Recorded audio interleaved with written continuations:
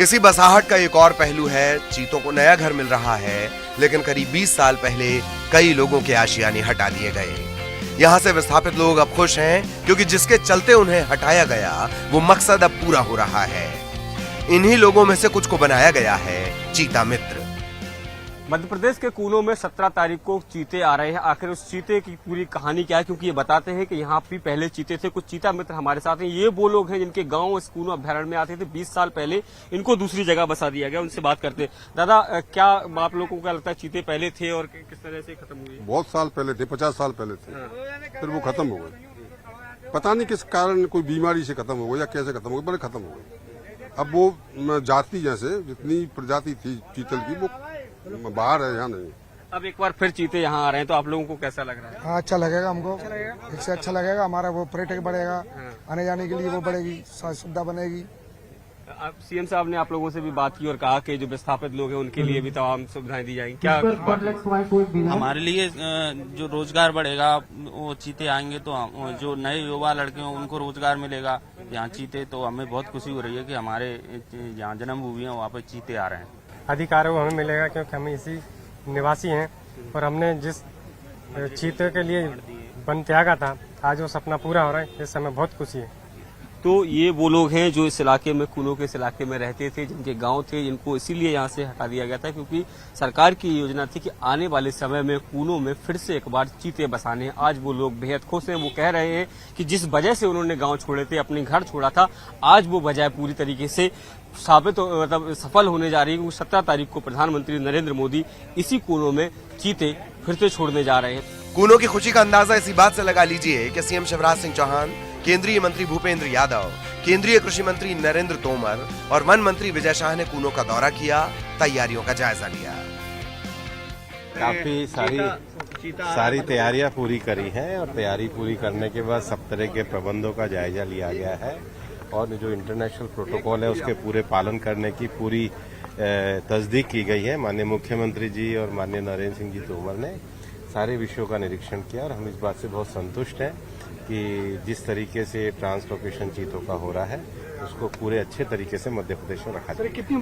यहाँ से गांव विस्थापित किए थे और तब से प्रतीक्षा थी, लेकिन अफ्रीका महाद्वीप से भारत एशिया महाद्वीप में यहाँ चीते समाप्त हो गए थे।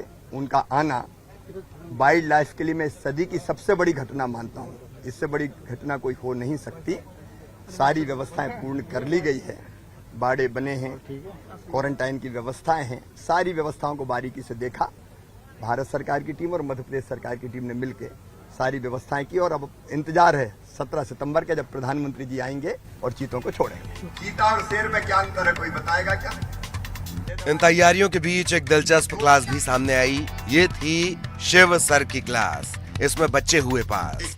सीएम शिवराज ने न सिर्फ सभा को संबोधित किया बल्कि लोगों से बातचीत की, बच्चों से सवाल पूछे। चीता और शेर में क्या अंतर है, कोई बताएगा क्या? चीता बहुत तेज दौड़ता है और शेर उसके मुकाबले थोड़ा कम दौड़ता है। चीता के शरीर पे स्पॉट्स होते हैं और शेर के शरीर पे नहीं होते। ठीक है, ये भी चीते की लंबाई 3.2 फीट होती है। अरे वाह, पूरी नाप के देख लिया आपने। चीते के शरीर में, चीते का जो चेहरा होता है उसके टीयर मार्क होते हैं यहाँ पे शरीर। टीयर मार्क होते हैं दोनों तरफ, आंसुओं की तरह दिखते हैं वो। शेर के नहीं होते। हाँ, शेर। और अब कूनो से आपको लिए चलते हैं दिल्ली, क्योंकि चीतों को लाने के विचार से विस्थापन तक की जटिल प्रक्रिया में राष्ट्रीय बाघ संरक्षण प्राधिकरण की महती भूमिका रही। नेशनल एडिटर शैलेंद्र वांगू ने एनटीसीएस सेक्रेटरी डॉक्टर एसपी यादव से नामीबिया से लेकर टूरिज्म इकोनॉमी तक पर बात की। बहुत जल्दी देश में चीता की वापसी होने वाली है। इस वीकेंड पे चीता देश में होगा, रिंट्रोड्यूस किया जाएगा भारत में चीता को एक बार फिर से। हमारे साथ member secretary NTCA SP Yadav साहब हैं। यादव साहब, क्योंकि आप ये पूरा ऑपरेशन देख रहे हैं किस तरह से चीता को नामीबिया से भारत लाया जाएगा, हमारे ऑडियंस को थोड़ा समझाइए कि ये प्रक्रिया किस तरह की होगी, कैसे उनको वहाँ से एयरलिफ्ट किया जाएगा, कहाँ वो उनको उतारा जाए, कितने देर की ये फ्लाइट होगी? तो जैसा कि आप जानते हैं कि लगभग 7 दशकों के बाद चीता जो हमारे देश से विलुप्त था और अब अंतिम क्षण आ गया है कि चीता हमारे देश में पुनः स्थापित किया जा रहा है। तो एक बड़ी लंबी प्रक्रिया थी। इसमें पहले तो साइट सिलेक्शन कि कहाँ आप चीता लाएंगे, उसके लायक आबो हवा, एनवायरनमेंट, इकोलॉजिकल कंडीशंस उसके जो प्रे स्पीसीज़ हैं वो, जंगल, घास के मैदान, ये सब बहुत सारी बातें थी जिसके आधार पर स्थल का पहले तो चयन किया गया। एक विस्तृत योजना बनी।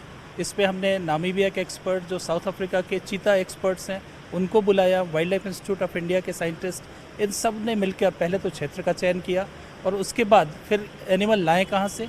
तो इसके बारे में भी हमने नामीबिया और साउथ अफ्रीका से एक लंबे समय से एक नेगोशिएशन और वार्तालाप और विचार विमर्श चल रहा था। फाइनली जाके नामीबिया से जो MOU है वो साइन हुआ और नामीबिया हमारे देश में चीता देने को तैयार हुआ। जो भी हम लाइव एनिमल ट्रांसफ़र करते हैं तो इसके अंतर्राष्ट्रीय मानक हैं, इसके स्टैंडर्ड्स हैं, साइटिस के भी इसमें रूल्स हैं। तो अंतर्राष्ट्रीय मानकों के आधार पर चीतों को जिसमें सहजता से लाया जा सके, ऐसे हवादार इनके क्रेट्स बनते हैं जिसमें हैंडलिंग भी आसान होती है और उनको भी अधिक तकलीफ नहीं होती। तो ऐसे क्रेट्स में जो लगभग 114 सेंटीमीटर लंबे, 118 सेंटीमीटर ऊंचा और 84 सेंटीमीटर उसकी विड्थ होती है, ऐसे क्रेट्स बनाए गए हैं और उनको एक चीते को एक क्रेट में, इस प्रकार 8 क्रेट में 8 चीतों को रख के लाया जाएगा।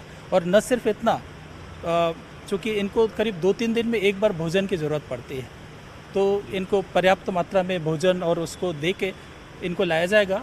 और साथ में निगरानी के लिए हम 2 डॉक्टर्स होंगे, बायोलॉजिस्ट होंगे और एक्सपर्ट्स भी होंगे, ताकि रास्ते में कार्गो फ्लाइट में, इसलिए हमने कार्गो फ्लाइट लिया हुआ है ताकि इनकी निगरानी की सुविधा हो और उनका परीक्षण हेल्थ का समय समय पर होता रहे। जो साउथ अफ्रीका के साथ MOU है, हमारी तरफ से हमने फाइनल कर दिया था। साउथ अफ्रीका गवर्नमेंट की तरफ से उनका एक डेलीगेशन यहाँ पे आके इनकी परिस्थितियों को देखना चाहता था, जो कि पिछले सप्ताह ही साउथ अफ्रीका का डेलीगेशन यहाँ पे आया था और उन्होंने कूनो में प्रवास करके 3-4 दिन रुक के उन्होंने कूनो की स्थिति देखी है। और उसके बाद जो एक फीडबैक वाली मीटिंग हुई थी उसमें उन्होंने पूरी तरह अपनी सेटिस्फैक्शन, अपनी संतुष्टि उन्होंने जाहिर की है। कूनो पर बातचीत के दौरान ही दिल्ली से सहयोगी अशरफ ने न सिर्फ प्रक्रिया के बारे में पूछ लिया, बल्कि जिक्र उस इतिहास का भी आया जिसने मध्य भारत में चीतों को ही इतिहास बना दिया। कितना बड़ा संदेश जाएगा देश के लिए कि जहां चीता खत्म हुआ था वहीं से चीते का कुनबा दोबारा बढ़ेगा। ये न सिर्फ चीता विलुप्त होना एक दुर्भाग्यपूर्ण कारण था और ये सिर्फ पहला और ओनली मैमल था जो हमने स्वतंत्र भारत में हमने खोया है, तो उसे दोबारा स्थापित करना और एक बहुत बड़ी बात है। और ये इस बात का प्रमाण है कि हमारा देश किस प्रकार वन्य जीव संरक्षण में, हम पहले से ही देखिए टाइगर, एलिफेंट, राइनो, इन सब की बात करें, हम तो पूरे विश्व में हम अग्रणी देश हैं। और अब एक चीता के भी स्थापना के बाद जो हमारे प्रयास हैं वन्य जीव संरक्षण के लिए, इकोलॉजिकल बैलेंस के लिए, लोकल कम्युनिटीज़ की लाइफ में लाइवलीहुड लाने के लिए, उनकी लाइफ ट्रांसफॉर्म करने के लिए, उसमें एक सफल होंगे, तो एक बहुत अच्छा संदेश जाएगा। और अब चलिए दिल्ली से वापस कूनो के जंगल लिए चलते हैं। भारत उन बिरले देशों में शामिल हो जाएगा जहां बिग कैट फैमिली के 5 मेंबर होंगे, क्योंकि भारत के पास तेंदुए, शेर, बाघ और हिम तेंदुआ पहले से मौजूद हैं। दुनिया में अपने तरीके का ये अनोखा विस्थापन है, इसके हर पल का गवाह बनिएगा जरूर। नेशनल पार्क कूनो में चीतों के आने के पहले हमने आपको एक हैरत तस्वीर दिखाया कि वो जो बाड़ा जो लगभग 12 किलोमीटर के दायरे में फैला हुआ है, उसमें किस तरीके से चीता विचरण करेगा, कैसे वो शिकार करेगा, कहाँ वो पानी पिएगा, एक एक तस्वीर जो है वो न्यूज 18 ने आप तक पहुंचाने की कोशिश की है। अब 17 तारीख का इंतजार है जब देश के प्रधानमंत्री नरेंद्र मोदी जो है वो यहाँ पहुंचेंगे और 8 चीतों को बाड़ों में छोड़ेंगे। कैमरामैन दीपक कुमार के साथ शैलेंद्र सिंह, नेशनल पार्क कूनो।